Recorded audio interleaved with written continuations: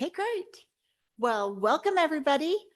Welcome to the lovely city of Provo. We're so happy to have you here for our Utah Lake Authority board meeting. My name is Mayor Michelle Kafusi, and I am the board chair. And today is May 14th, 2025. I think we'll just start down here with Commissioner Beltran and just go around and have everyone introduce themselves and who they represent. So, Commissioner. Commissioner Beltran, Utah County. Julie Fulmer, Mayor of Vineyard. Carolyn Lundberg, Mayor of Linden. Just push on three button. Is it still not working? Oh, there. Millet, Orem City. Chris Carnes, Saratoga Springs. Brady Brammer, Senate, Northeast Utah County. I thought you forgot for a minute, Brady. I was going to have to tell you where you're from. That area out there. I'll take credit for the state then. John Mackey, Director, Division of Water Quality, Utah State. Ben Steierman, Deputy Director of the Division of Forestry, Fire, and State Lands. Well, welcome everybody. We're glad you could join us, and we have online. Oh, Cameron, why? I'm just not Why? on the same tier as the rest of you. Oh, You know, yes, you are. We just need to put a stack of books in on that under that. So Cameron Dalton, Governor's Office of Economic Opportunity. Thank you, Cameron. All right, let's go ahead and get started. Okay. Okay, I don't see him on mine. So Mayor Neil Brown, thank you for joining us online. Sure. Oh, and Mark. Hi, Mark. Mayor Hi. Johnson. Glad to be here. Sorry I couldn't attend in person. I got another meeting kind of right after this. That's okay. If anyone understands that, we all do. But thanks for joining us on Zoom. We appreciate it. Okay, any others that I've missed online? Okay, seeing none, we'll go ahead and get started. Today we're going to start with guest presentations. It looks like we have a couple. Our first one will be the American Fork Marina Construction Project update by Jason. And Jason is here with us. Hi, Jason.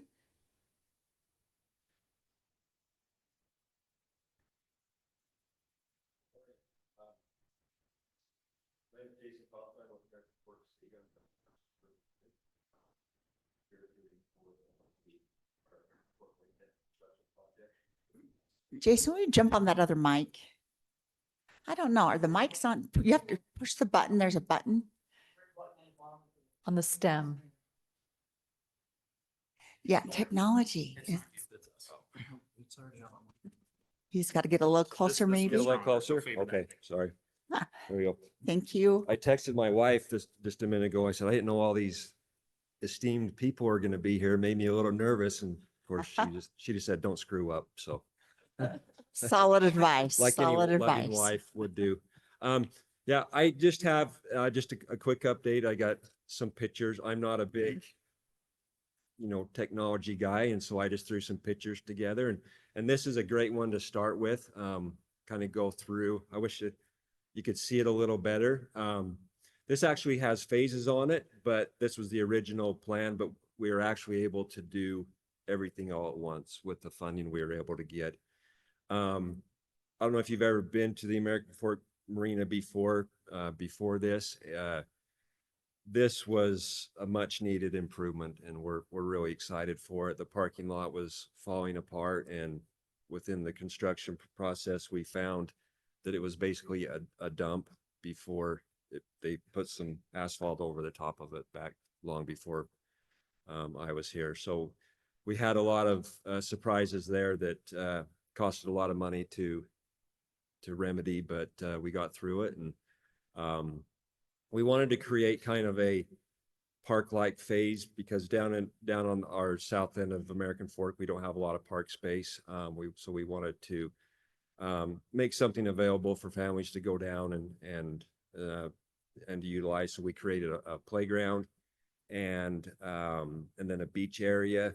I kind of like going to beaches, and I was thinking about Newport Beach in California, to where you park, you climb over the wall, and it's just sand all the way to the water. So that's what we're trying to create here on the west side of the marina. There'll be lots of sand.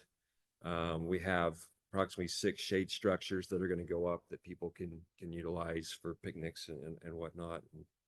New restroom on the west side, and then just a lot of shoreline cleanup.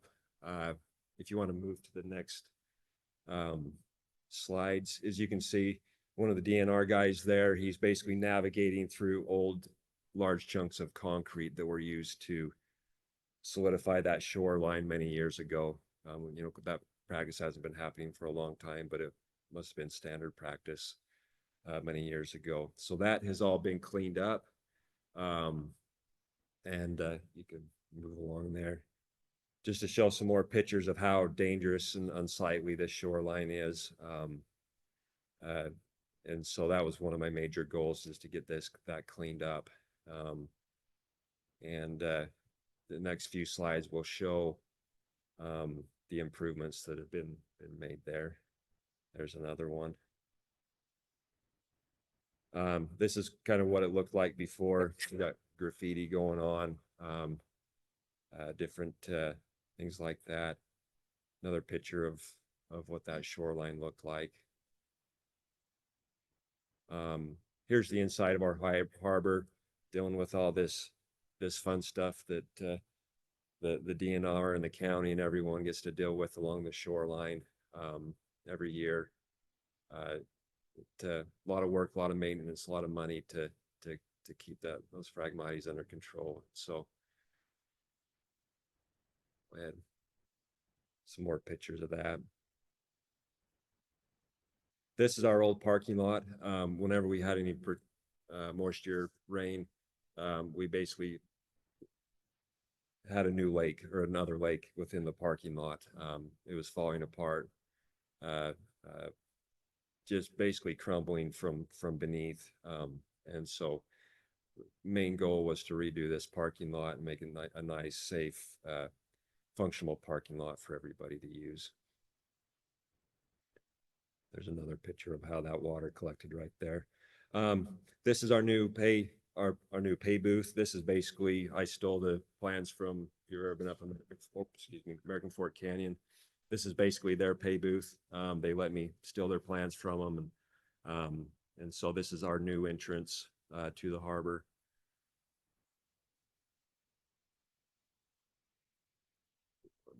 This is our new playground that we installed. This would be free for individuals to come and use, you know, if they're looking for, a playground for the kids to come and play on the beach. New restroom. This is a new restroom on the west side of the marina. We do have one on the east side.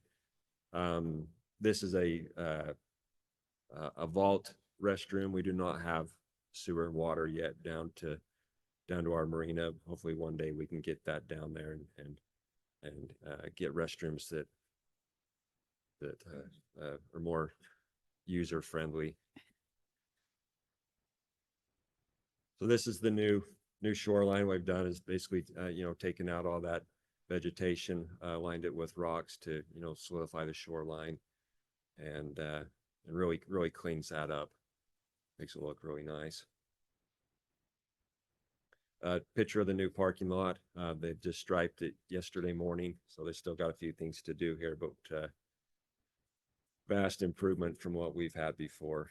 Like I said, there were some challenges with the parking lot, but our construction crew and engineers and city staff, they did a good job getting through those issues and getting it where it is today. This is the new shoreline down on the end of the jetty, lined with a lot of large boulders and riprap to use. Really cleans that up.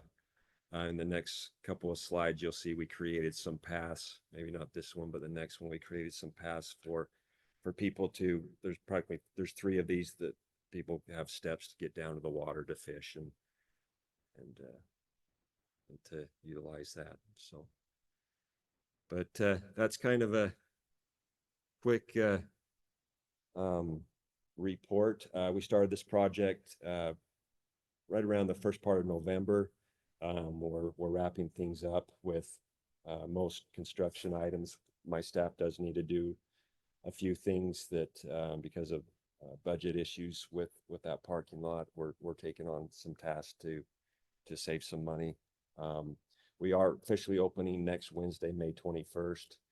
I will have staff down there. I think I'll get lynched if I hold off any longer. People are really chomping at the bit to get down there and utilize it. So we're excited. Any more information I can give you? Most of this funding, or pretty much all this funding, was through grants, through the DNR, through the county. So it's been a wonderful project, and the community is really excited for it. So, yeah, I think that's all I have. Any questions? for me? Yeah, thanks, Jason. Any questions from the board? Mayor, can I just add a comment to this? Please, So please. Jason did a great job recognizing, we wanted to thank DNR, meaning Forestry Fire and State Lands oversaw the grant dollars, some of which went to this project, and wanted to also call out a thank you to Senator Brammer now. This is back in his representative days of securing that appropriation that funded through DNR for this project. And also a thank you to the county. I believe there were some tourism tax dollars that also came to this. We wanted to make sure to say thanks. And then the authority is going to be working with Jason and AF City to try and do some kind of grand opening once the final few things are dusted off and ready, to make sure the public's aware of all the great work that went into improving this marina. It looks great. Thank you. Really Go nice. ahead, Senator Bremer. I have a quick question. On the cement that's on the shoreline, how far into the lake does that typically extend that you have to reach out, grab it and pull it out? I wasn't, because of the water levels, I'm not quite sure how far they had to go in to get it. Yeah. I know it did go into it. Over the years, we've had to actually pay a company to go out into the water to remove certain Yeah. large pieces of concrete that people were hitting with their props. And Yeah. so it was a practice many years ago that I still trying to figure out. I know why they did it to help that shoreline, but it's just not a, practice that we definitely would do today. And so, but yeah, I'm not quite sure how deep that went into there, but we were able to get all that cleaned Well, up. I think that'll make such a big difference. One of the problems we've been fighting is people treat the lake as an industrial zoning area.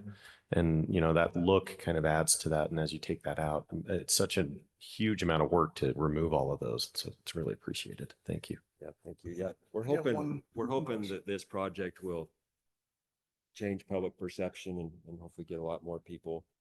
I think if Memorial Day weekend is going to be warm, it's going to be crazy down there, but that's what we build it for. So. Did this require any unique permitting from the Army Corps or the EPA? No, No, we've learned you don't just do it. no, anything that, and I might be wrong, anything that's coming out of the lake was requiring, the shoreline. I understood that we were okay that way through our engineers.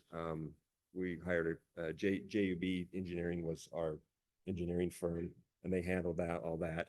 And I might be wrong, but I don't think any of that was necessary for this Okay. project. And I can follow up and get back with you on that to make sure. It's okay. I'm asking because we have our unique challenges. Yeah. So thanks. Chris, you always just say, I'm just asking for a friend.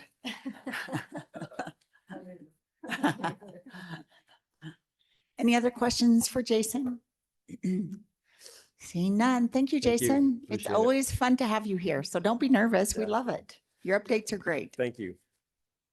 Okay, let's move on now to our next guest presentation. It is going to be our OPMA training by Joe Finley, our Assistant AG assigned to our Utah Lake Authority. Welcome, Joe. Thank you. Good morning, members of the board. I need to apologize in advance. I am a little bit under the weather, so if I cough or sneeze, I apologize in advance. As Mayor Kafusi already said, my name is Joe Finley. I'm the Assistant Attorney General representing Utah Lake. And Sam had asked me to do a presentation, the training for the board. I decided to take the opportunity to do the to open public meetings training, the Grandma Government Records and Access Management Act training, as well as the conflicts of interest training. Most of you are old hats at this, so I will try and be brief. Nature of the subjects, it's a bit dry, so we'll get through as quickly as we can. First, I wanted to kind of go over what the Utah Lake Authority is. It was created by statute. It replaced the Utah Lake Commission. It's governed by a board, and the board may delegate duties to staff or executive director. We all know Luke Peterson's the current executive director, doing a great job, and he oversees the daily operations as the chief executive officer. Board composition is 14 members, 2 appointed by the governor, including 1 from the governor's office of economic opportunity. Senate president appoints 1 senator from Utah County, House representatives, one representative from Utah County. County legislative body has 1 county legislator, and the Utah County Council of Governments has 8 members, 1 from a chamber of commerce. Others elected officials from cities within a half-mile of the Lake Authority boundary, specifically Lehigh, Linden, Spanish Fork, Provo, Orem, Vineyard, Saratoga Springs. Most of you are members from those cities and organizations. Then we have 1 from the DNR executive director appointment, and then 1 from the DEQ. The board is standard term of 4 years. It started with 2-year staggered term so that board members would come and go on a staggered basis. And a quorum consists of a majority of board members, so at least 8. I guess maybe at least 7. I should have known that answer before I said that. Compensation per diem and travel for non-legislators and for legislative rules for legislators. Then ethics and conflicts of interest. Appointment. It was initially director of Utah Lake Commission. So I apologize. This is executive director role. It looks like I got a little out of order. And this is just Luke's responsibilities. We just skip to the next slide. The Utah Public Officers and Employees Ethics Act governs conflicts of interest. There's the difference between actual conflicts of interest and perceived conflicts of interest. Actual conflicts of interest require absentation.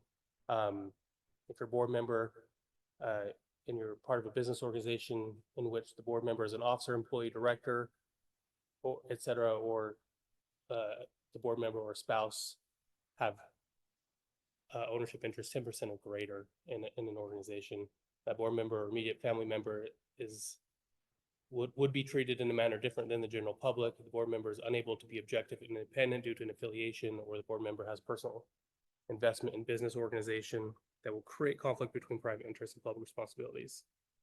There's a penalty. It could result in dismissal from the board or criminal prosecution. That is different from perceived conflicts of interest that requires declaration. Board members should declare any affiliation with the business or organization which may reasonably appear to the public as a conflict of interest. They should declare that nature of the affiliation, affirmatively state that it will not adversely affect objectivity, and affirmatively state that it will not adversely affect independent and informed decision making. And board members need to annually complete a declaration of known conflicts of interest. Then there's prohibited activities. It is unlawful for a board member to improperly use or disclose private, protected, or controlled information to further personal economic interests, gain privileges or exemptions for self or others, use position on board to further personal interests, or accept employment that will impair independent judgment or interfere with their ethical responsibilities. Gifts and bribes. I think most of you know this. Not allowed to accept monetary gifts. You are allowed to accept the occasional gift of $50 or less. It must be non-monetary. And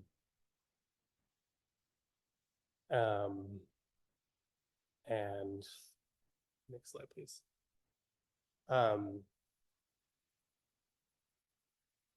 Some of the exceptions that would be non-monetary are food, meals, publicly available awards, plaques or mementos, trinkets or mementos of nominal value. So for example, if you go on a tour of the marina and you get a little gift from the gift shop or something like that, that shouldn't be an issue. Next slide.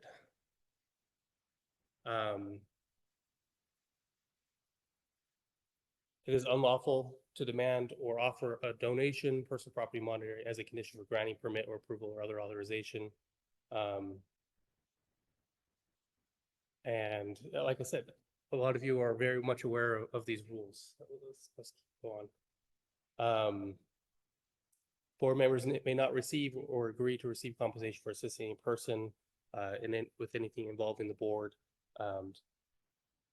And we've already discussed disclosures. Go on to the next slide. Again, accepting a bribe or a gift of monetary value could come with criminal prosecution. Next, I want to discuss Open and Public Meetings Act. Policy behind Open and Public Meetings Act. The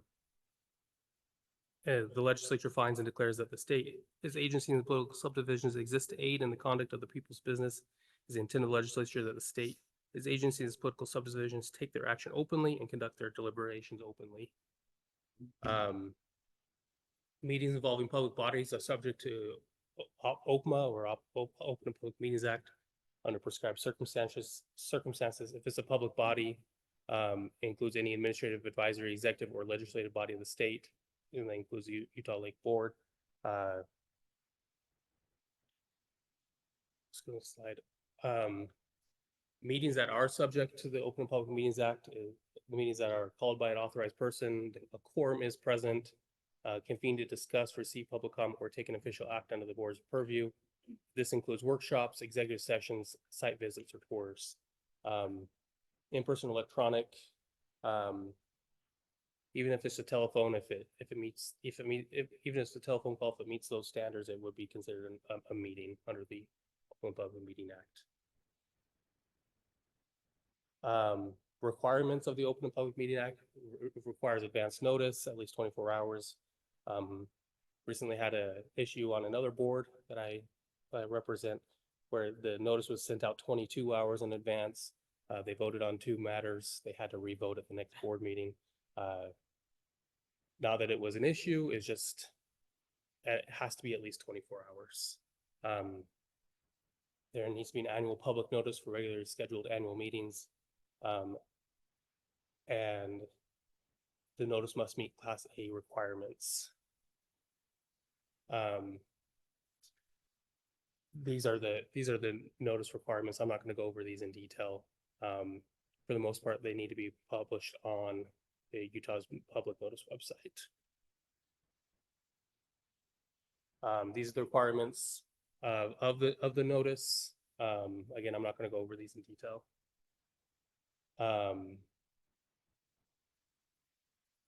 Additional topics of note: recordings may not be edited or altered. Electronic messages sent during a meeting are subject to GRAMA. That's the Government Records Access Management Act, which I'll cover next. Even if they're on personal devices, electronic meetings allowed, subject to statute, which I will go over in just a minute. Closed meetings must meet certain requirements, which we've discussed in board meetings before. Persons disrupting meetings may be removed, and there's a violation of the Open Public Meetings Act, board may be sued in court to compel compliance or to void decisions.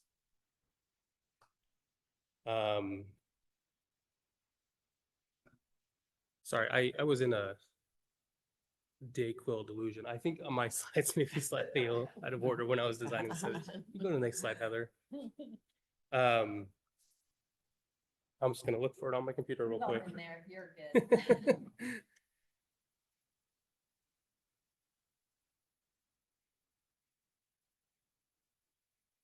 I'm sure it will come up in just a minute.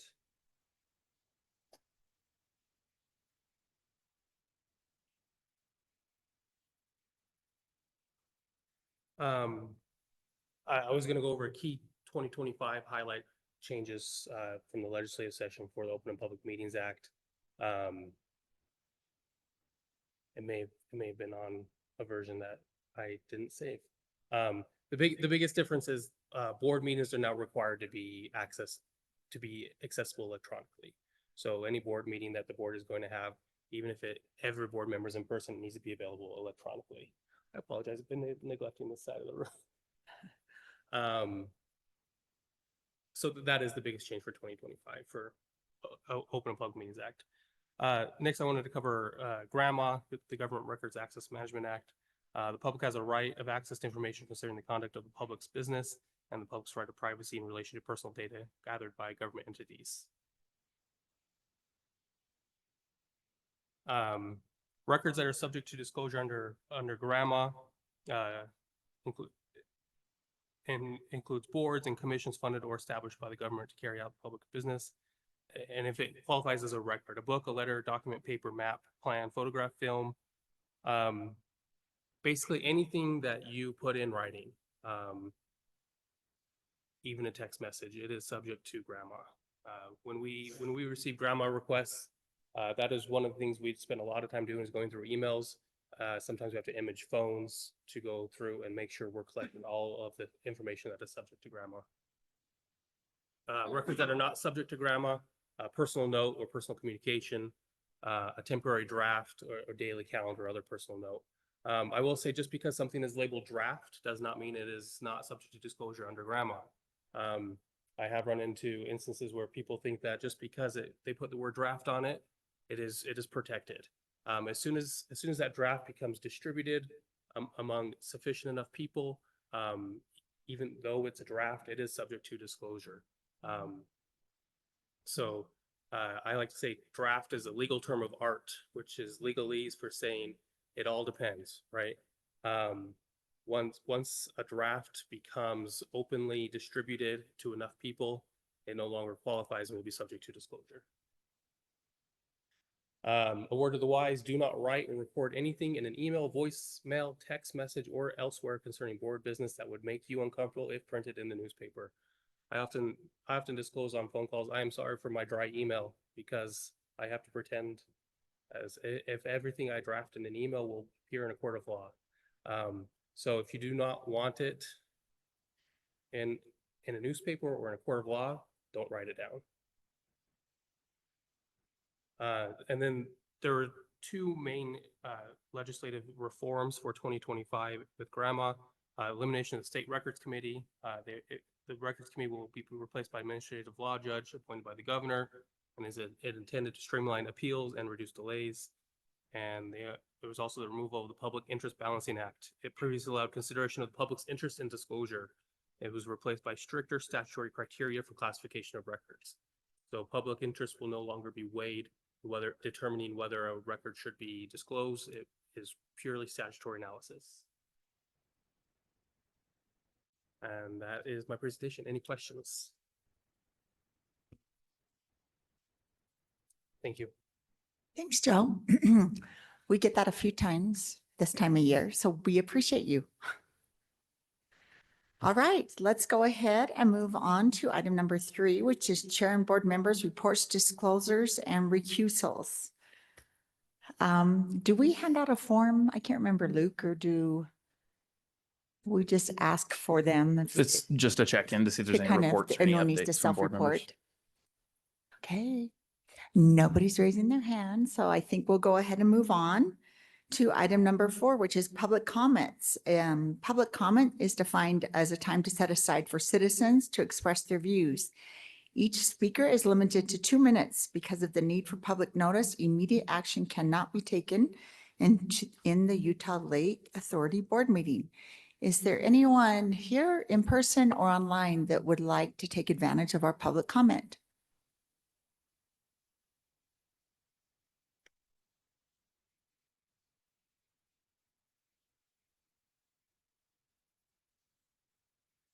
We don't have, it doesn't look like we have anyone here. Is there anyone online that's raising their hand or nothing? Okay, then we'll go ahead and close public comment. Oh, someone just raised their hand. Oh, hi, Soren. Okay. Good morning. I'm traveling, so it's a little hard to unmute and raise my hand, but I just wanted to give a huge shout out to the Utah Lake Authority for their support of our event last Saturday, which we call the Golden Spoke. This is an annual event. This was our 8th annual Golden Spoke event that celebrates and recognizes the incredible work that's happened to develop a connected trail system consisting of 8 trails that link Provo to Ogden across the Wasatch Front. And we had kind of a unique opportunity. We wanted to highlight the restoration work happening around the Provo River Delta project this year. And so we made our end of ride event at the Skipper Bay Trailhead that just opened last fall. And we had a great party there. Mayor Kafusi, thank you for coming and joining us and welcoming riders as they crossed the finish line. We had riders coming, probably 30 or 40 riders that came all the way from Ogden. Many of our riders started in South Salt Lake for a 50-mile ride. And we had even several mayors. Mayor Johnson joined us in Lehigh, and Mayor Walker joined us in Draper, and many council members joined us along the way. And it was just fantastic. We had over 600 people registered and participating in the event this last Saturday. And so I just really want to thank all the support we had from the Utah Lake Authority staff who tabled at the event and provided just a lot of support and helping with organizing and planning along the way. Huge thank you. And it was a lot of fun, Soren. It's fun to see you, just nice and hot and sweaty. And everyone coming in on their bikes. We had valet parking for the bikes. We had food trucks. We had our Parks and Rec out there with our big stage set up, and we had our Covey Center there with music. It was just a lot of fun. We made sure there was something for everyone. So we did like a small ride around the park, and then we had activities for children and families. And it was just a wonderful way to spend a Saturday down at our beautiful Delta Restoration Project. So thank you, Soren. You were a big part of it as well. Okay, we have another public comment. Christina, go ahead.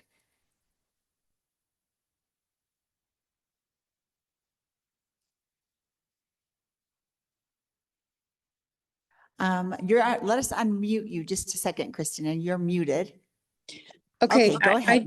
Thank you. This is Christina Davis. I just wanted to thank you for all the work you've been doing. Every time I go to the new Delta, it's nearly a full parking lot with people enjoying the trail and fishing. And I noticed that the Mill Ray shoreline is cleaner than it's ever been. And I see so much positive momentum. Thanks for all your work. Bye. Thanks, Christina. We're also really close to cutting the ribbon on that beautiful park that Provo City committed to build when we went into the partnership with all the partners to build the Delta Restoration Project. So I will get that information. I believe it's the end of this month. I'll get that information out because we'd love to have everybody come out for that. We're excited that, you know, when you do a deal with, I think we did it with 6 different entities. There was a lot of agreements being signed for this Delta Restoration Project, a lot of years. And we got it to the finish line. And one of Provo's commitments was to develop a beautiful park. And that park is almost to completion, and we'll do a ribbon cutting and a grand opening celebration. We'll make sure everyone's invited. June 25th, Mayor. June 25th. Thanks for keeping me on track, Commissioner Beltran. I need all the help I can get. June 25th, mark your calendars. Oh, great. Hi, Gary. Go ahead. Hi. And yeah, go ahead. Thank you. I am Gary Brimley. I work for Central Utah Water Conservancy District, and I just wanted to make mention and give a congratulations to I don't think he's here, but the Utah Lake State Engineers Water Commissioner that manages flows in and out of the lake, mainly flows out of the lake, and they've done a stellar job keeping the lake right around the full level for the past 6 months. They've not flooded the shoreline, and they've kept the lake right spot on at a very appropriate level of near full. That's fantastic, Gary. Thank you.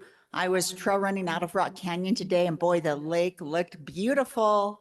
It looks like it's just full of beautiful water and the sun was coming up. It was just so pristine. So there's a lot of hands that make that lake work. So you're right, Gary. Thank you.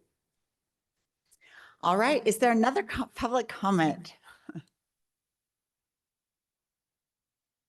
We're good? Okay, we'll go ahead and move on. And thank you for sharing. We love the public comment period.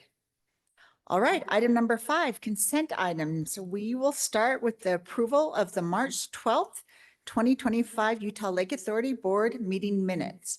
I am looking for a motion to accept those. Second. All right, we have a motion and a second. Did you catch those, Sam? Who was the second? It's Chris. Thank you, Chris. All right, any discussion?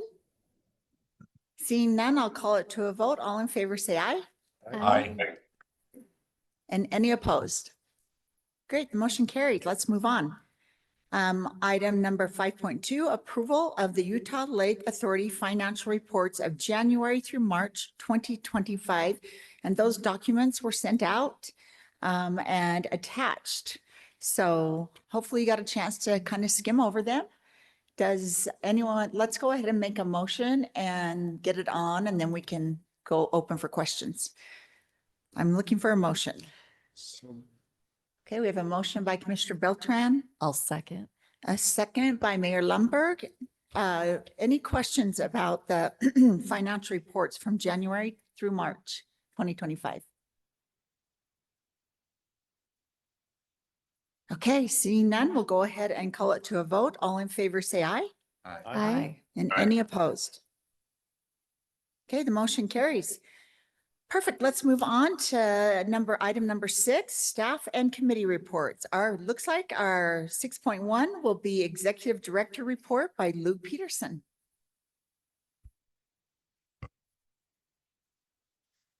All right. Good morning, everybody. Good to be here. We want to start out with a welcome to Representative Gracious, who will be joining our board. We got the letter of appointment from Speaker Schultz, so we're happy to have the Representative Gracious with us moving forward, taking Senator Brammer's spot now that he's in the senator seat. And so we're happy to have her.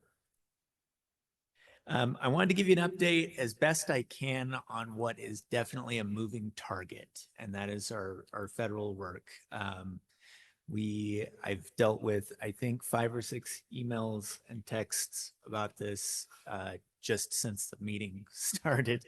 So we're keeping busy. It's an interesting time in DC, and so we have to really stay on top of our game. Our requests that I mentioned last time have not really changed. Some of the mechanics have changed. So we are working with Senator Curtis on a $5 million request to address invasive species. We're working on some matching funding that would come in if we were able to get that. And I'm really excited about this, but there are a lot of pieces to it. Senator Curtis is obviously new in the Senate.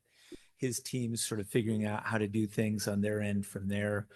And those pieces keep moving. I have Nick Crockett, our lobbyist. He's online in case we have questions that he can answer for us. But yeah, we're constantly sort of adjusting things and how we're approaching that particular funding request. Our request into Congressman Owens is in. This is the same request as last year. It's increased slightly, but we've been working closely with their office and feel pretty good about that one. Of course, we'll have to see how scoring goes and then whether or not Congress passes a budget this next year. Next slide, please. And then just to add to things, we have a brand new one, sort of. So as you know, last year, we requested from Congressman Curtis, when he was Congressman Curtis, $5 million for the Utah Lake Nature Center, which he managed to put through, but then Congress did not pass a budget. As a result, all those appropriations were stripped out. It means we have to do it again. Congressman Kennedy has taken his place. And because of a variety of weird mechanics, UVU was the actual requester last time. They cannot do it this time, so we did it for them. So we are the requester on this. So we have 3 out there right now.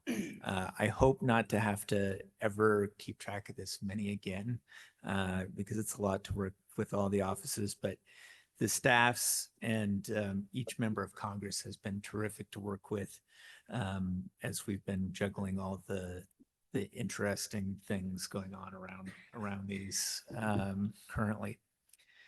Next slide. The big thing I want to talk about, give a little bit of time to, is our Utah Lake is My Lake campaign. This is our year-long campaign for Utah Lake. We did a press conference, our first official press conference for the Utah Lake Authority. It was great to have been there to speak, and Commissioner Beltran. We presented this campaign that every month we're going to have some sort of landmark thing that we're going to unveil that will be part of the campaign. So for April, that was our ad campaign, which we're really excited about. It has started, the ads have started to run online. There are also billboards are coming out, television ads, and ads during the coming attractions at movie theaters. So we're trying to cover all of our bases, basically.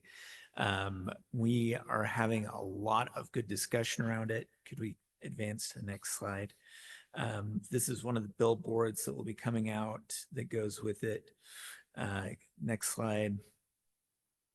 And we're really happy to be talking to our residents, sort of like tackling head on our own prejudices against our lovely lake. We have had some great conversation come out of this. I'm really excited about that. Could you go to the next slide?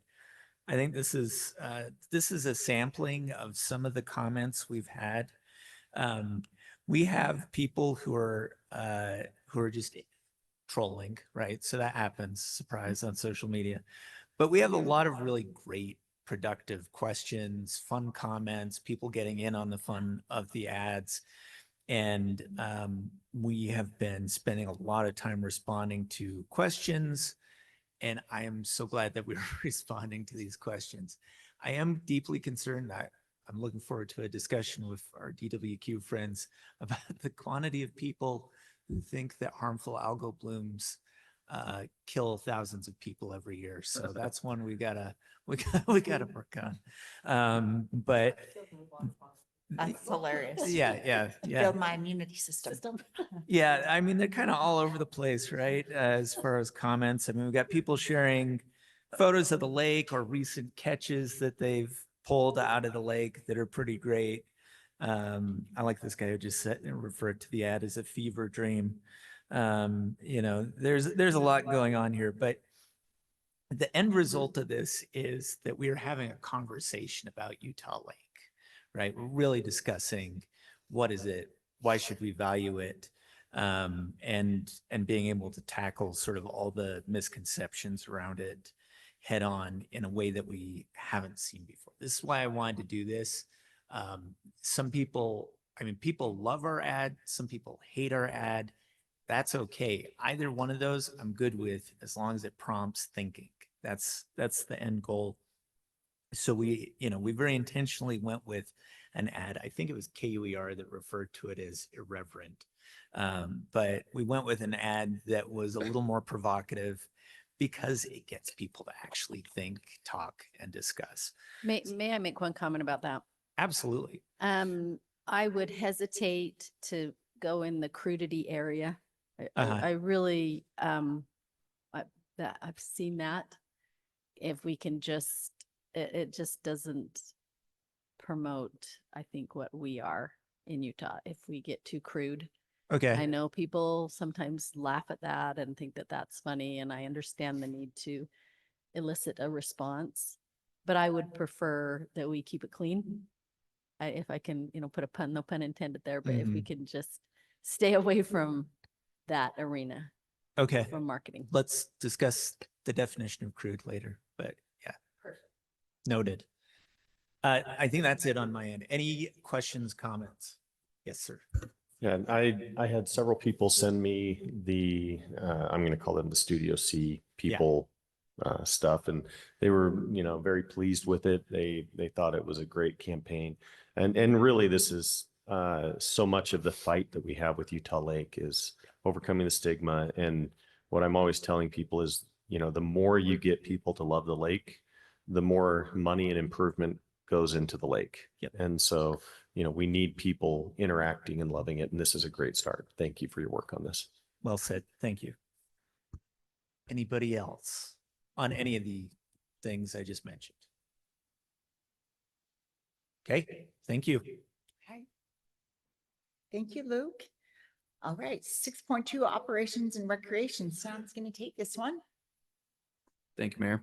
I did want to amend or add to Brady's comment real quick that many people think that improvement means recreation amenities, but Ben Starman and I often chat about this importance of conservation and recreation hand in hand. And as people see and love the lake, that we can advance both of those together because they want to see that conservation protection and they want to have amenities to be able to go and see and find that value in the lake. So we're really excited to see those conversations coming. Heather, if you would, please. I've just got 2 slides today hitting on a couple of planning projects we're working on and some actual projects at the lake. First of which, our recreation access plan. We had a presentation last time from Bike Utah, an update on that. Just wanted to mention that we're looking to wrap up by July.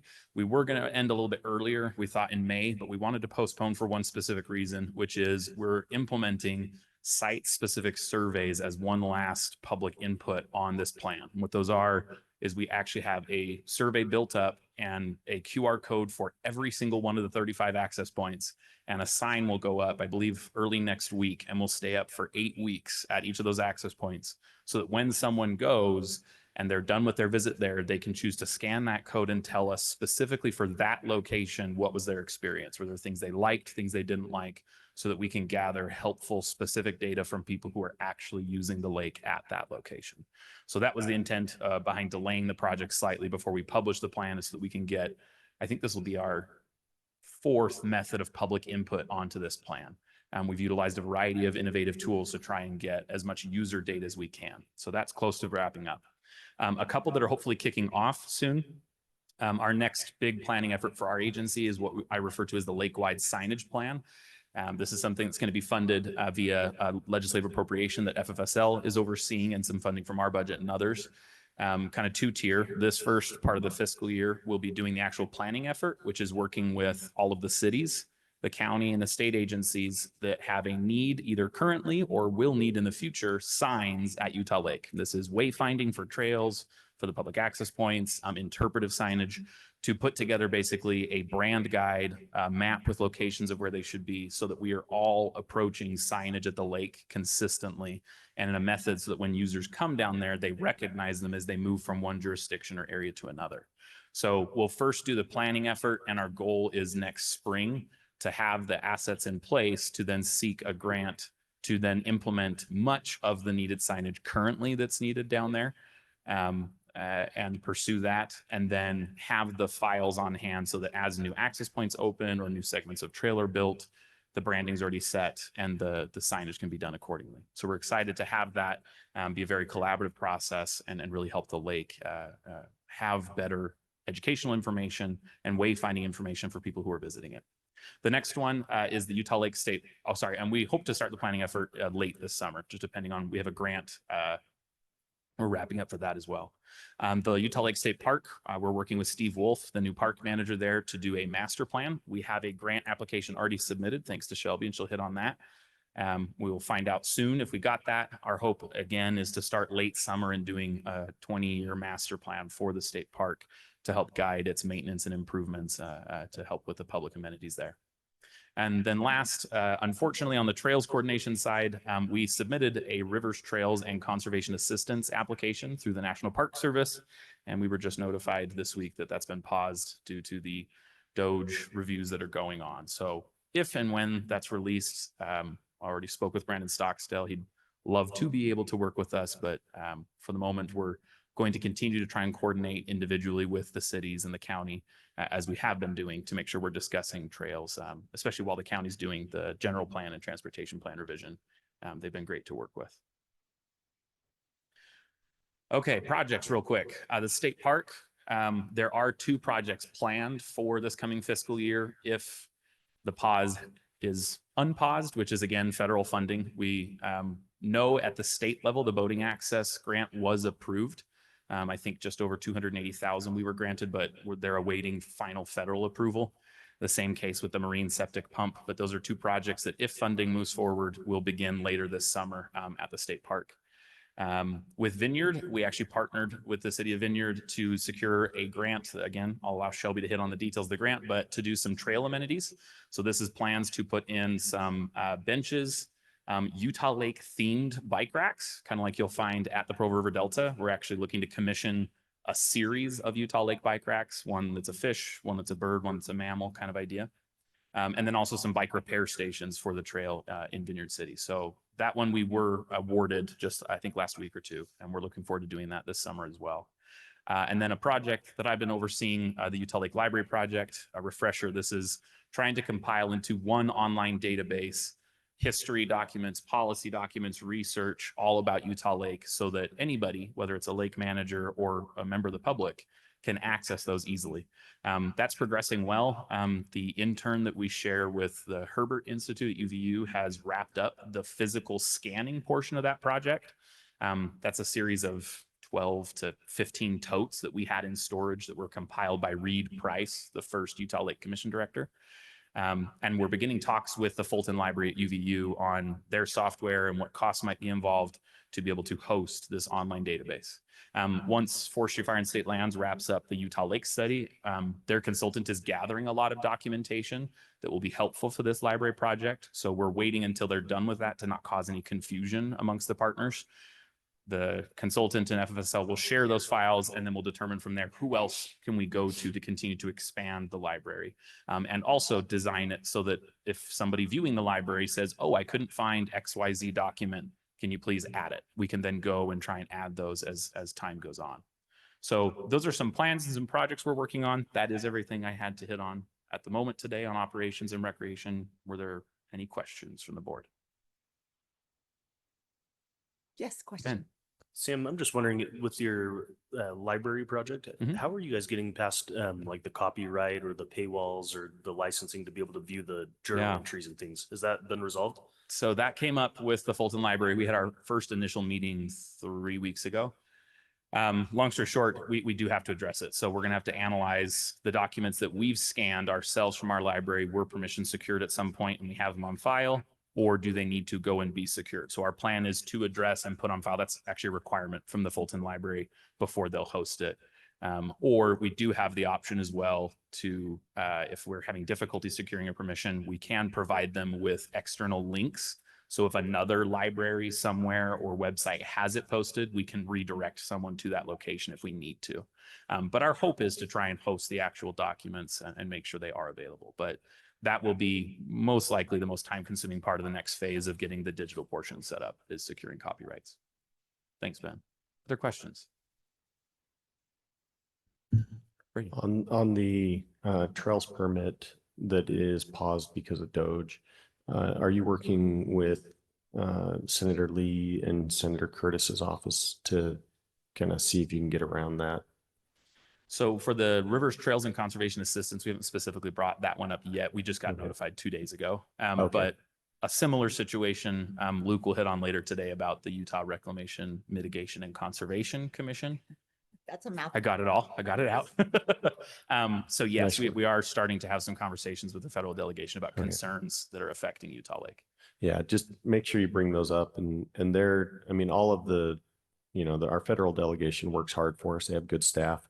My sense is that our Senate staff are pretty involved in some of the Doge issues. And then I believe that Representative Moore is on the committee that reviews everything and has a good amount of push on that as well. So those are the 3 that I would focus on working with. Thank you. We appreciate that. Okay. Thank you, Mayor.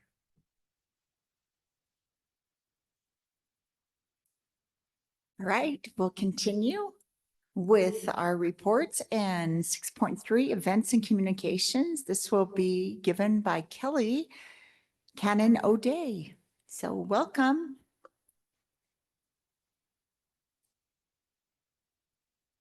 Hi guys. I'm obviously not Kelly, I'm Heather. But she's on her honeymoon, so I'll be filling in for her today. Marley's gonna go around and finally give you your Utah Lake photo books. Long time coming. So thank you for your patience. I think it turned out really pretty. So she'll be giving that to you as I start talking. So I'm going to talk about our Adopt a Shoreline program. It's going strong this year. I've worked with Michael Packer, and every month from March to November, they're going to be cleaning up access points at the Utah Lake. And our dedicated hunters are doing phenomenal work, letting us know any concerns that they see. There was actually a burnt trailer and snowmobile that someone found near Goose Point, and they worked 12 hours to pick up like 560 pounds of trash. Like, they're doing so good and letting us know so we can get that stuff removed and like go through the proper channels. That picture on the bottom is actually part of their 560 pounds, a lot of like mattresses and stuff. So working hard to make sure the Utah Lake is clean. Kind of like what Sam talked about earlier, with our life jacket program. We got some funding and we're able to help repair the vineyard station after the ice. Also, a new logo was created at the top. Thanks for helping save lives. And that's kind of like what will be shown whenever that program comes up going forward. Some new events that are coming up this Saturday at the Provo River Delta Project is a Paddle with Care event. This is our 4th year that we've done this. And this is in honor of the 2 girls that lost their lives at Utah Lake. Their families will be present, and they actually will be at the life jacket station booth to kind of promote that and be there and support. So we're grateful that they're going to come. The paddlers will go out at 9 o'clock, and then the festivities, if you guys would like to come, it starts at 10. And then our Utah Lake Festival is also at the end of the month, 10 o'clock to 4. So it's a little bit extended this year. Don't miss it. We have lots of fun stuff. We have paddleboard jousting this year, the cardboard boat race like usual. We have the rock climbing wall, and we also are going to have mermaids this year. They're going to be in the water talking about the ecosystem and just educating the kids while also like being fun to look at. So we're excited for that. Also this year, we wanted to give you guys the opportunity to come volunteer, just like 1 or 2 hours based on what you can do. There's a list right there. If someone wants to MC for like the cardboard boat race, for the jousting, someone just wants to be at our booth to help answer some questions. There are June sucker hats that the kids make, so you can just kind of interact with the kids and help them be creative. There will be like a bike tour from the state park to the Provo River Delta Project. If you guys want to ride with people, but ride with families, they can come as well, and you guys can do that. And then there's the kids free fishing. We've worked really hard to get a lot of fishing poles for free for kids so that they can take home, help like instill that love of fishing early on so they can come back to the Utah Lake and enjoy it. So you guys feel free to email me or Kelly and let us know if and what you can volunteer for. So. Quick question, the Paddle yeah. with Care. Mhm. Do people need to bring their own flotation Yes, they will. Mhm. item? for that? When they register, there is like someone's like name and phone number who is willing to like provide rentals for you, and he'll actually bring it to the event. So you'll need to do that like probably in the next couple of days Okay. because there's a cutoff. But And I just wanted to give a quick shout out as well. I forgot to mention during reports, the Earth Day cleanup event on the Yes. Linden shoreline in conjunction with Vineyard City was fantastic. I counted over 100 volunteers, and there was a huge amount of trash and 3,000 plants there. Maybe it's going to be reported in a minute. I might be scooping that, but that's okay. as far as events go, it was fantastic. Really Yeah. great. I'm super sad that I missed community. it, but I've seen lots of pictures and I've heard a lot of good things. Yeah. So thank you. Addie might be touching on that, but I appreciate that. Thank you. Okay, and then a little bit more with Kelly's side. We completed field trips a couple weeks ago. So that was that was over a 2-week period. Over 1,000 students came from 39 different schools. We had volunteer groups, such as, DWQ, Provo River Delta Project, BYU Museum, mosquito abatement, and just lots of awesome volunteers who helped educate our 4th graders. So really grateful for them. I'm gonna let Addie talk about this a little bit more, but we hosted our very first Bird Day Thursdays. It's a pilot program with Tracy Aviary, so she'll talk about how that went. Our April carp hunt was probably our most successful, obviously due to the weather. We had about 1,300 carp were removed. And our next event is right before the Utah Lake Festival, the week before. The press is invited that day. We are expecting that to be our best event yet when it comes to catching carp due to the season. So any questions? There's so many fun events, and the uptick in the social media has been great. And I'm loving that the information is coming out early enough that we can attend the events. It's always hard because you post, this was such a great event, and everyone's like, we wish we knew about it. So you've really done a fantastic job, Heather and all the others. And I have committed to my 2 hours for the Lake Festival. It's going to be a great time. Perfect. For some of these events, could we have calendars sent to us? Yeah, I was just gonna say that. I'm gonna talk with Kelly. She probably already has it planned out, but I'll double check with her when she gets back. Okay. And she's gonna send a whole list of times, dates to the whole board so you guys can be It'd be aware. great to have an actual calendar invite, so. Oh, calendar invite too? Yeah, when I look Yeah. up my week, I see it's there.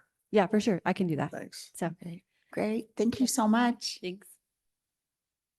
Okay, great. We're next to item 6.4, development funding is going to be by Shelby Kozak. Hi, Shelby. Hello. Go ahead and progress to the next slide, Heather. Okay, I will review this just very quick. You guys will have a copy of this, but this is just some new updates about grants that we are either waiting on. As noted by Sam, there are several where we are waiting on the federal game. And we are trying as much as possible to be in contact with those agencies for any updates, but it's just, as Luke said earlier, it's a moving target, and we are trying to be agile and flexible, but we are also trying to be strategic with how much time we have, how much time I'm having to be able to look for funding. So one of the things that we have been focusing on as grants have been waning in availability has been interacting with some private partners as well. Could we go to the next slide? We're going to skip this because of time, but look forward to hearing about that next board meeting. One of the things that we have been focusing on is trying to engage with a lot of corporate relationships. So we are looking at the different companies within the Silicon Slopes, different organizations, different like local businesses. And we're saying, how can we help them engage and get excited about Utah Lake? So one of the ways that I've been interacting with them is finding either the C-suite executives, the PR teams, the people and culture human resources leaders, and saying, okay, how can we let you guys see the vision that like we are trying to get across? How we can convince them that Utah Lake is their lake too. So we've had a lot of excitement about bestow volunteer opportunities. So hoping to be able to take out some executives with the Provo Bay Waterfowl Foundation to be able to repair the hen houses that you saw on the KSL from earlier this year. We want them to be able to come to events and feel very welcomed. If you've ever seen like the Disney people that like lead through the parks, they get all like the special treatment and like the waves and the parades.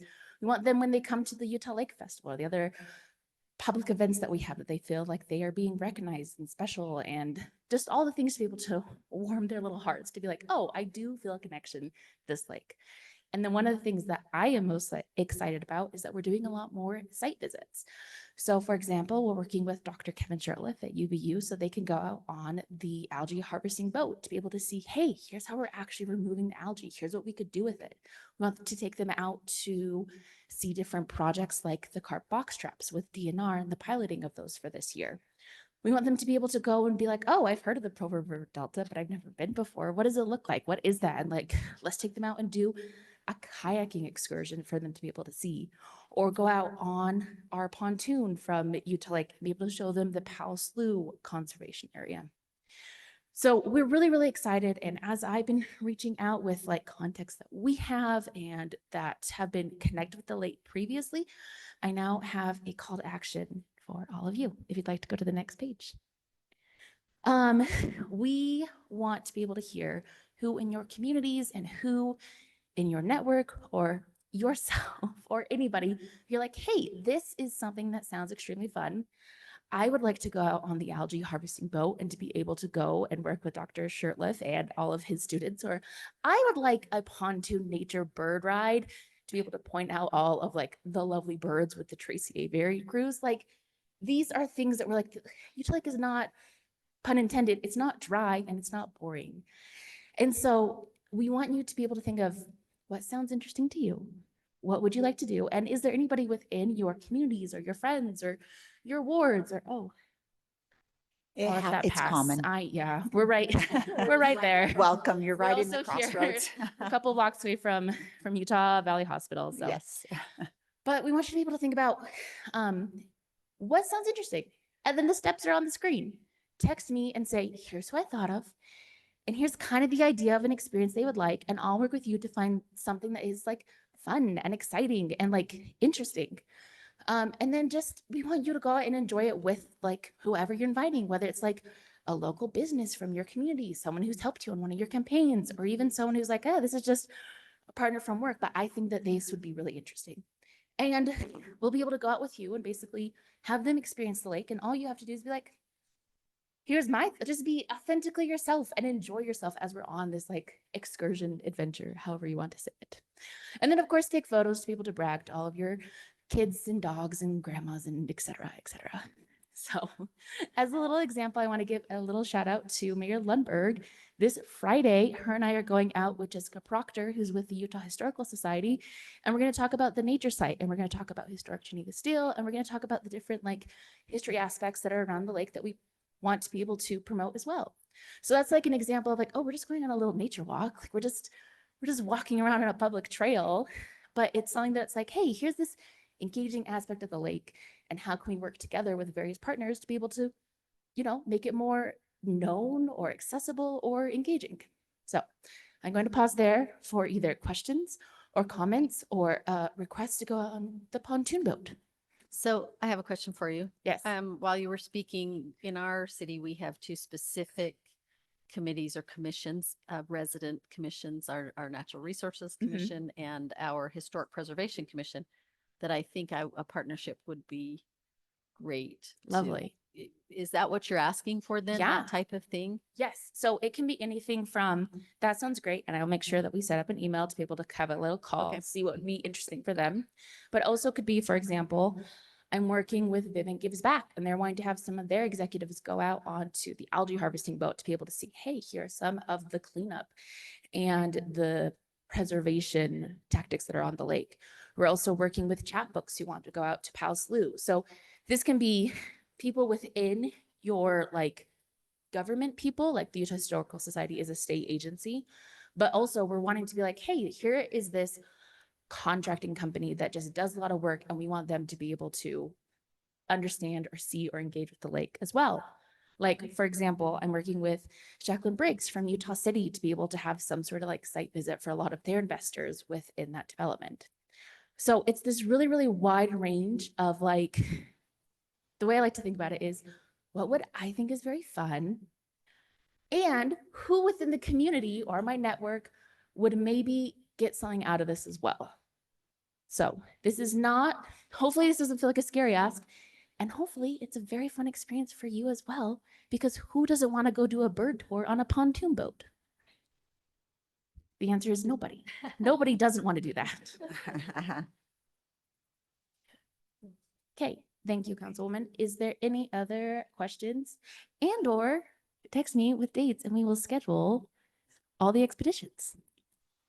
We're all just madly putting all your information in our phones. Simply that I know that this is only my second board meeting, so I put my number on there because I don't know if people have my number, and I know that it's on everywhere, but this way that you're like, okay, think about it, and like these can do big and small groups. For example, the one that we're working with Vivint is going to be about 15 people compared to the one on Friday that Mayor Lundberg and I are doing. It's just like a couple people, and we're doing a trail walk. So it's like very wide, but like I really want to take advantage as well as like the nice weather now that it's finally warmed up to be able to get people on the lake. Because as they go there, they're going to be able to be connected to it. So that is all that Shelby, I I have. have a grant suggestion for Oh. you to go after. Yes, please. I don't know if you're aware, Ryan Smith and the Utah Mammoth are trying to build ice rinks. The deadline for, I mean, it's only $500,000, so none of us are building an ice rink for $500,000. It's a good kickoff. But we have the old ice rink at the state park. Yeah, that's what And I thought know of. we want to wait for the general plan, but the deadline is May 31st. Okay. So I'm thinking it's easier to say, Ask no, for the thanks, we don't need the money, money, or yeah. we can't use the money, than it is to miss the deadline and then ask for money. So Okay. maybe we submit that with the contingency. We don't know if we want it. But I probably won't say that in the application for Right. like ranking committee to be like, we Right. maybe don't like, but I hear what you're saying. And I Yeah. think that if we do become recipients, they're very flexible on if you have to go to the other recipients will be thrilled if we end up not taking the money. yeah, Yeah, I actually do appreciate that because that is one that I had not been following. And I do know that is something that's been on the state parks wish list for lack of a better word. So I super appreciate that. So I'll make sure to get that submitted in the next couple of weeks. So thank you. Also great thing. Tell me about any grants that I'm supposed to apply to. I super appreciate that. Save me time prospecting. So, all right. If there are no more questions, I am going to pass it to Addie, who is online. Thank you. Thank you. Thank you, Shelby. All right, can everyone hear me okay? Yeah, we can hear you, Addie. Perfect. All right. Well, sorry I can't be there in person again, but I've been super busy this spring. We've had a lot of exciting stuff go on. If you'll notice on this first slide, I have a second name on there now, who is Marley Thielen. She is my technician for the summer, and I'm super excited to have her on with us. I think she is there in person, so she's going to be a really big help for me this summer. So just to start off, I know I'm supposed to keep it pretty quick. Kind of to hit on our regular restoration and ecology stuff that we always talk about. Mayor Lundberg already mentioned our very large and successful planting party that we did in partnership with Vineyard City and Linden City near Linden Marina. It was a great day. It was perfect weather. We got 3,000 plants installed just north of the Linden Marina, and we had so much trash picked up. It was actually kind of sickening, but there's a landfill right north of it. And it was really nice to be able to see it really cleaned up in a nice access point. We had about 100 volunteers, and I think everyone had a really great time. Me and Marley just checked on the plants yesterday, and they're all doing awesome. So that was just a quick update on that because I know we already heard about that. And I'm super glad we were able to have everyone's help with that. Vineyard City and Linden City were a major help in order to make that successful. Another thing I wanted to hit on was our WRI project, basically the cake to our restoration that we continue to do, something that we're always working on. So we should hear if we received our fiscal year 26 award very soon, hopefully in the next month. And then something really exciting is that we get to host the WRI Central Region Tour this year for all the managers, which is really exciting.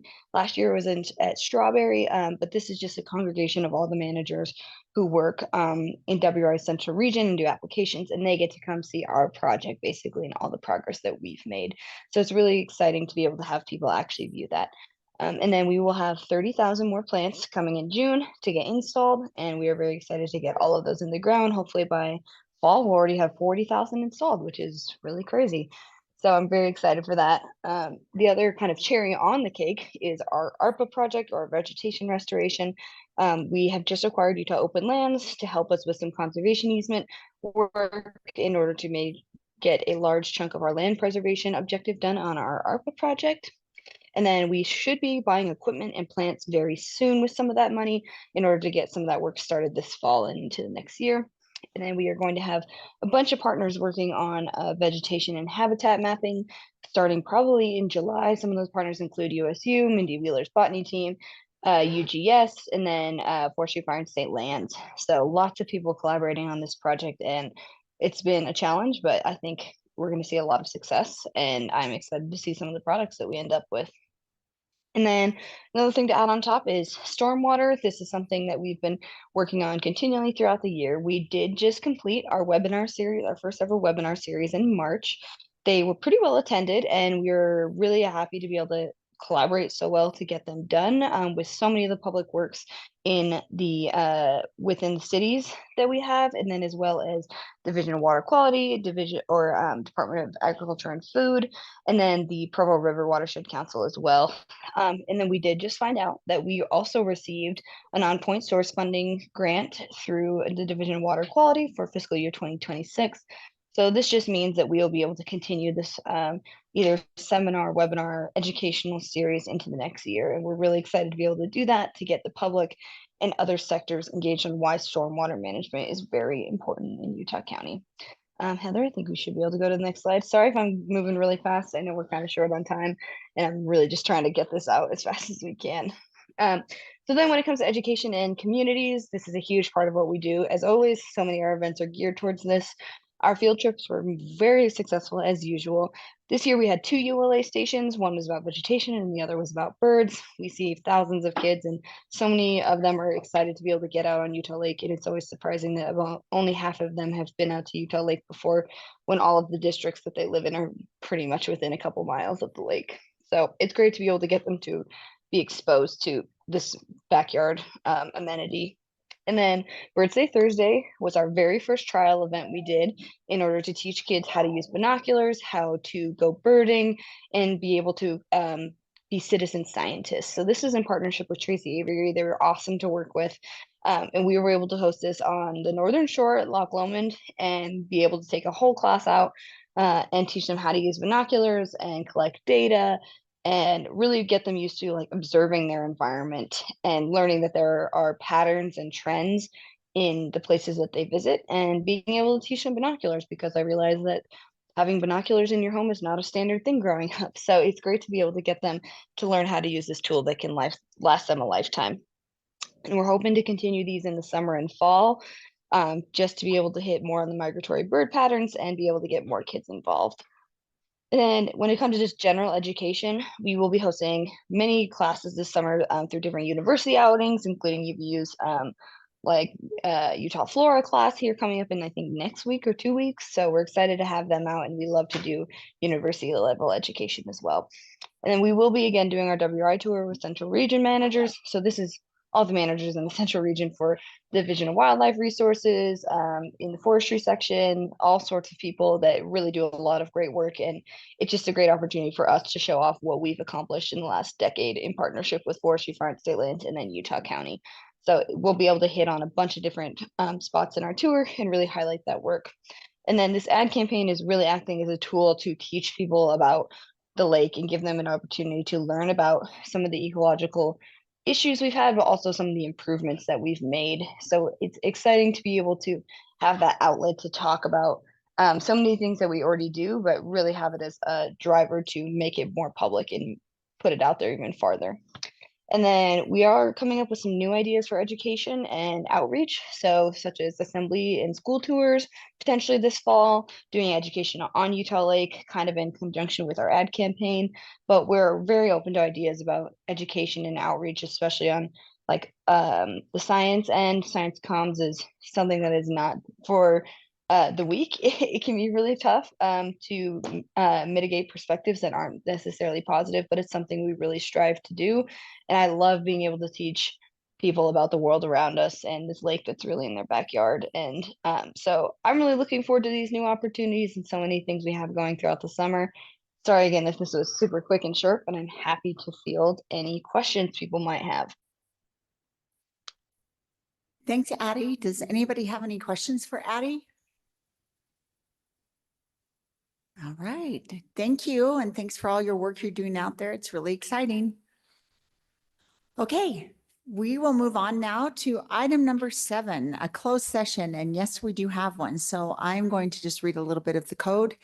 The Utah Lake Authority Board, pursuant to Utah Code 52-4-205, may vote to go into a closed session for the purpose of item E, which is strategy sessions to discuss the sale of real property, including any form of a water right or water shares. I am looking, AG, do we need you up here? Am I just going running over your show?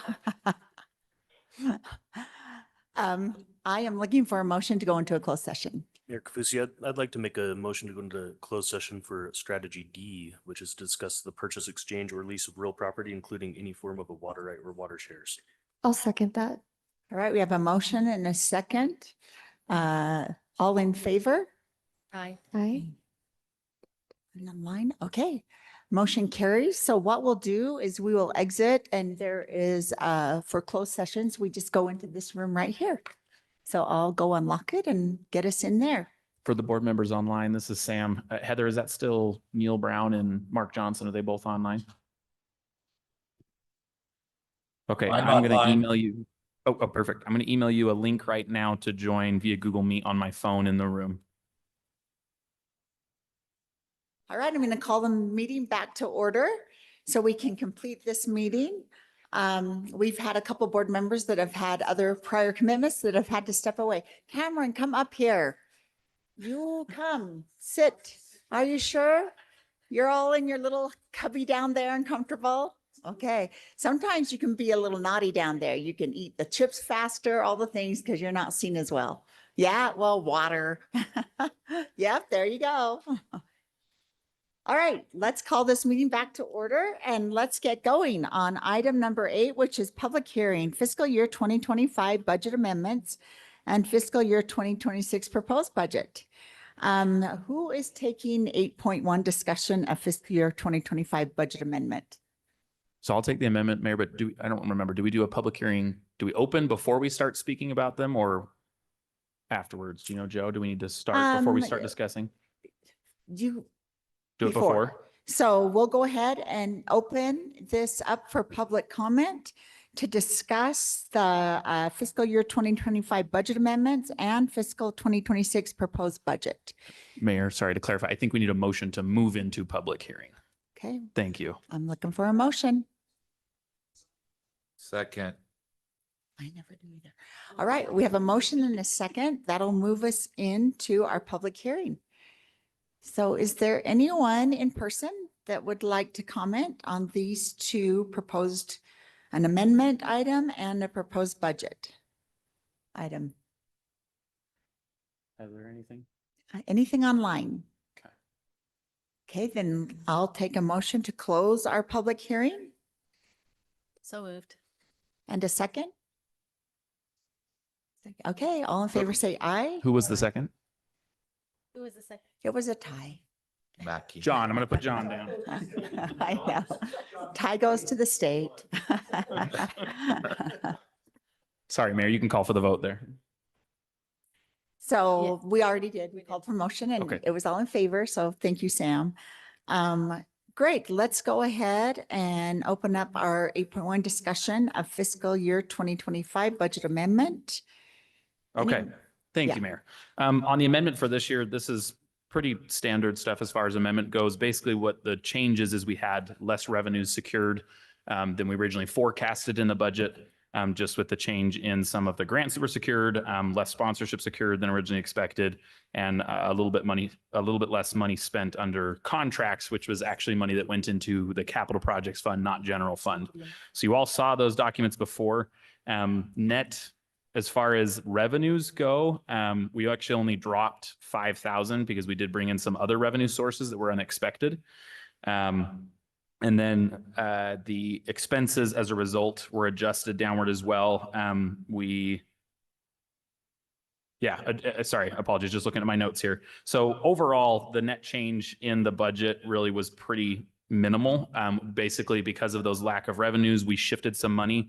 We pulled out of our consulting account, which is where we hire our contractors for various services, and we redistributed it to several accounts to cover the expenses that were coming out. So our office supplies account, our mileage for traveling for staff, and a few other things that needed to be covered. So in the end, there weren't any new or unexpected expenses. We just needed to sort money around between a few different accounts. One thing I did want to hit on at this time, though, to notify the board, this is something we've stayed, Luke and I, in touch with the chair and vice chair since, I think, August of last year.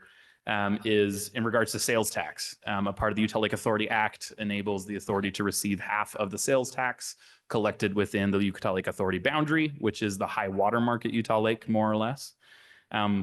Apparently, the way that it had to be set up in the Sales Tax Commission's system caused confusion for vendors, meaning businesses who collect sales tax, and mistakenly they were assigned to the Utah Lake Authority.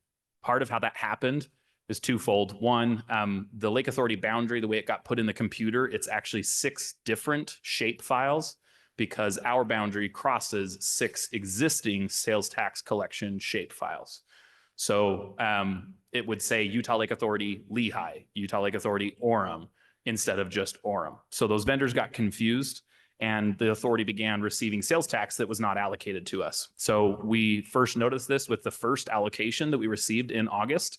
I immediately notified the tax commission because it was over $200,000 and we were expecting a few hundred to a few thousand at very most. We were having difficulty quantifying how little we were going to get. Thanks to that notification, the tax commission actually realized this is happening in several areas across the state. To cut the story short, there was a little over, I think it's almost 2.5 million that was sent to us over the time period. None of that has been spent.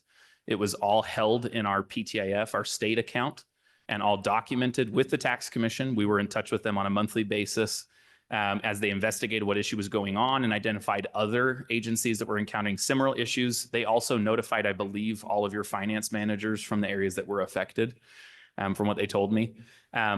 Long story short, again, officially last month, they finally notified us that it was an issue with a common, and they chose to not name the software vendor, but a software vendor that collects that sales tax for businesses that was causing the issue. So they're still working on solving that right now. We have, like I said, everything documented, and I believe in the next week or two, all of that money will be taken back from the authority through the tax commission, then redistributed to the appropriate entities where it's supposed to belong. Our account is technically just still blocked, is what they called it, temporarily, while they try and sort out the issue. So we will not be receiving any sales tax for the next 6 months, even if we were supposed to receive it, while they sort through the issue. So we wanted to make sure we looped in the board because that is an item on the budget that went higher, is we had higher interest as a result because there was more money sitting in our PTIF account. That said, it will show up in our annual reports, but not as a revenue source. It will show up as a liability and then be disposed of. So it'll be documented that we had that money come in, but because it's not a part of our budget, working with our accountant and talking with, the tax commission and others, that's the determination, is it will still be in our annual statements, but it won't be acknowledged as a source of revenue because we had no revenue planned or expenses associated with that. So wanted to make sure we looped in the board about that is a reason why we had we got in almost double the interest that we were expecting for the year because of that. Well, they'll probably take the interest, will they not? From what the tax commission has said, they feel that the transfer of the sales tax itself is what they're planning on removing. If that changes, we'll obviously amend the budget and notify you, but they were very, very appreciative of us notifying them that this issue was arising, that they're able to help work with the vendors to address it. Yeah, they said it was our reward. Yeah, I'm pretty sure that was the word she used for us dealing with continuing to receive everything and documenting it and informing them what was going on. So as I said, the amendment itself, nothing surprising. It's just redistributing based on the changes in revenues, expenses we had to make sure all accounts are covered. Happy to take any questions. Obviously, we have to go out of we have to do an action item later and we can approve those, but happy to answer any questions from the board. Any questions for Sam? Any online with Mayor Johnson and any others? Mayor, I would just say thank you for clarifying that. It was a little bit confusing in the March budget. Thanks, Sam. Thanks, Joe.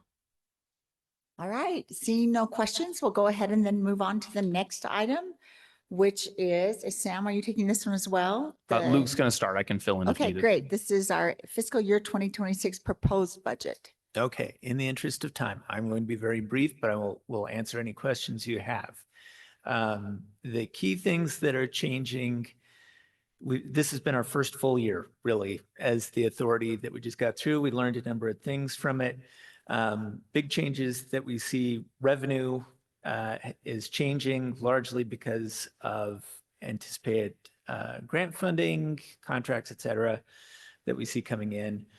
So we're not getting new money from the legislature. That's just new money we anticipate coming in.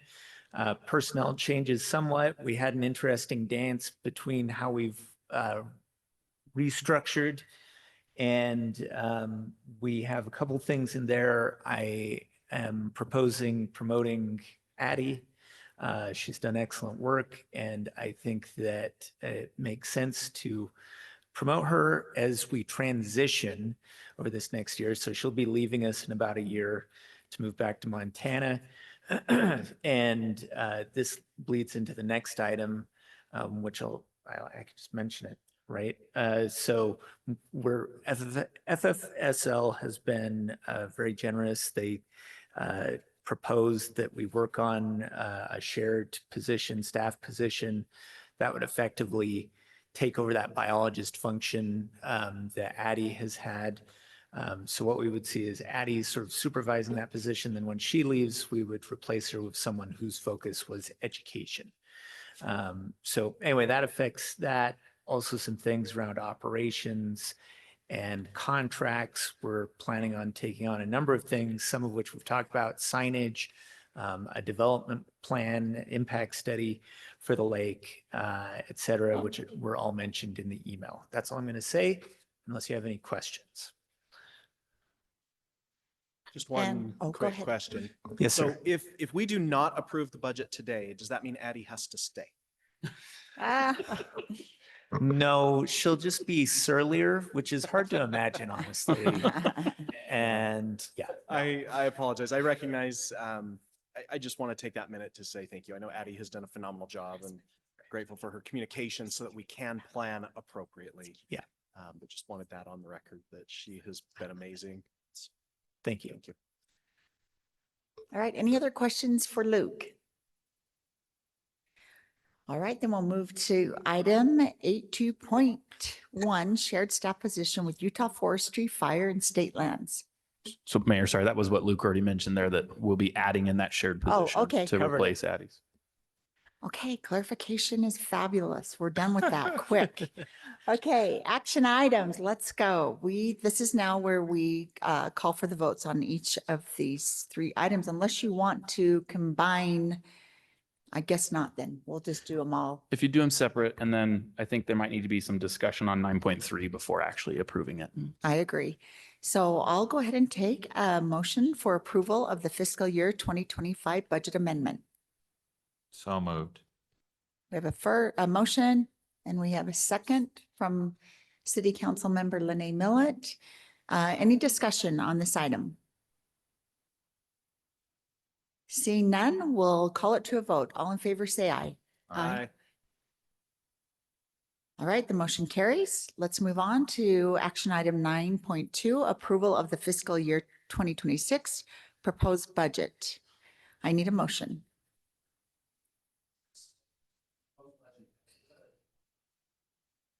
And a second?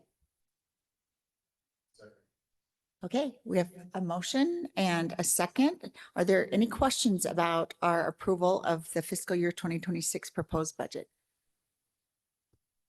Seeing none, I'll call it to a vote. All in favor, say aye. Aye. And any opposed? Great, the motion carries.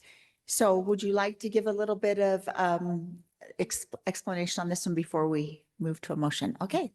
Yeah, very briefly. And if you looked at the letter that I put in on Monday when I alerted you to it, later on Monday it changed because that's how things are going with our federal work.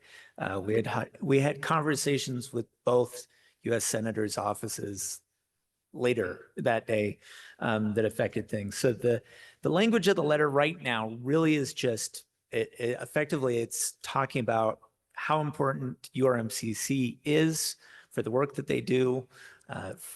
For example, the Provo River Delta, they're not the only partner, but they are a key partner for so much of the restoration work that we do at the lake.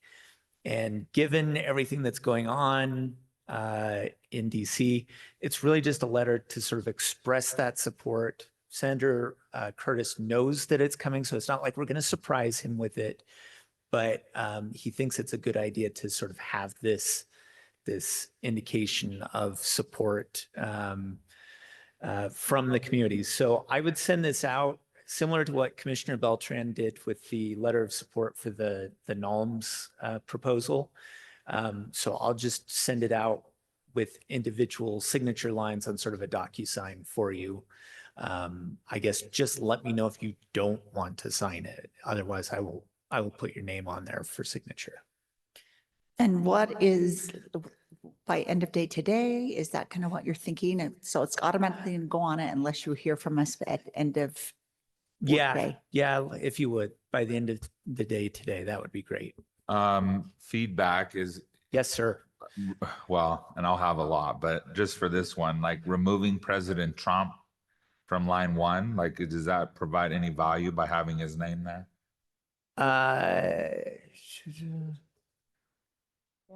No, that is not the current one. You've got the wrong one up there. So that's not in the one that I'll send to you. We've had this at the county. The Forest Service in the canyon is going to be an absolute cluster this summer. I lose sleep over it because it's a mess, but it's so political to do these kind of, and so removing his name is a big step for me. Like let's not go after him. Let's not even include that in there. You'll see it either when we pull it up or when I send it to you, and I can send it out again right after the meeting. But it does have a reference to him, but just to thank him for some of his work that he's done on invasive species in the Great Lakes. So we're kind of calling attention to the fact that he helped out the Great Lakes. We thank him for his attention to our issue here. Well, and the chance of him ever seeing this is Right. zero, Kinda but low. Yeah. it just, Heather's pulling up that politics updated one. is interesting.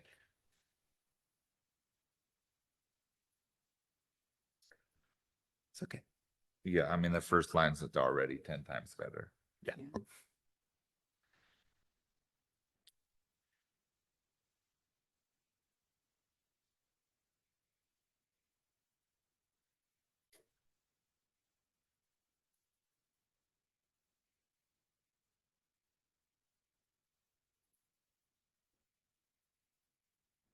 Yeah, I like that much better where we're talking at a specific executive order that specifically affects us versus, yeah, that's good.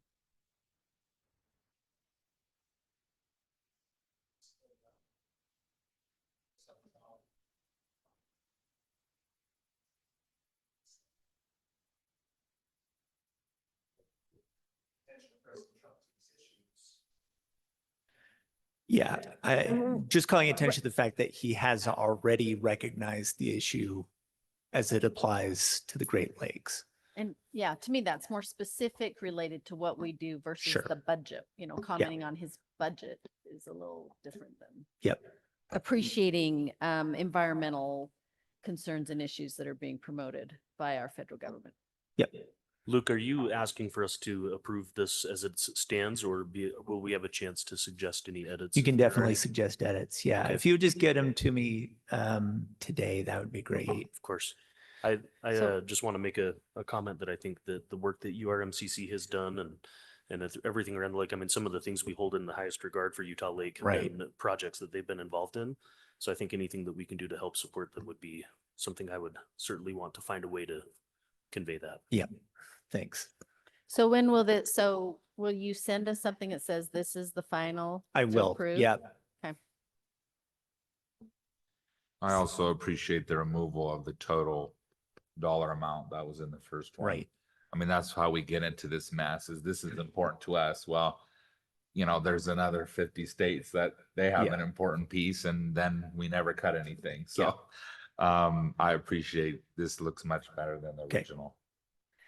Glad So- to hear it. So how do we navigate this, Luke? If we're going to send it out and let everyone give comments and feedback. Yep. Do we still have to make a motion to approve it, or because if we all put our name to it at some point. Sure. So technically, according to our policies, you don't have to actually vote to approve it. We wanted to bring it up in the meeting and have Okay, a discussion. But our policy just states you're given 24 hours to review it. It was posted in the agenda packet more than 24 hours ago, but we wanted to make sure we brought it up since it was changed. So the time period that Luke spoke of will be compliant with our policies, and you can just approve by suggesting those edits and signing your name if you're interested in signing. But our policy is just designed to allow the board a chance to review a letter of support and express any concerns or edits. Perfect. So maybe what we'll do is have you send it out. Everyone can send back feedback and we'll make changes. And we'll just expect maybe the final version before what time tonight? I'll send out the final version to you before end of day tomorrow. Tomorrow, that's Just so I perfect. can incorporate anything. Yep. Okay. Does that sound good to everybody? Right. That'll be very helpful. Okay, thank you. Okay, so item number 10 is our adjournment, but I wanted to see if how everyone felt about not having a meeting in July because we are at the Freedom Festival for a month. So to see if everyone is comfortable not having the meeting in July, potentially looking at end of June or 1st of August. What are your thoughts? It's one less meeting in the I'm fine. vacation month. I'm fine with that. All right. Is everyone comfortable? You defer to August. Okay. Is there any board member opposed to maybe the first or second week of August? Just offhand while I have you all, anything you can think of that would conflict with that? In August, not the second. Okay, first week of August, any complaints? School starts to kick in that second week. Yeah, sure. Totally understandable. And there's a primary election on August 12th for all of those who are up. Okay, so we'll send an amended calendar invite to the board, then moving the July meeting to the first week of August. We adopt our meeting schedule So annually, so we can it doesn't need to be amended, just has to be posted that initial time for the schedule, and then we post notification that it's been shifted. Okay. Do you have the right direction then? Are you okay? Yep, we are Perfect. set. Great. Thank you. With that, I'll take a motion to adjourn. Second. All in favor, say aye. Aye. Aye. Thank you. Grab a drink and a treat for the road, please.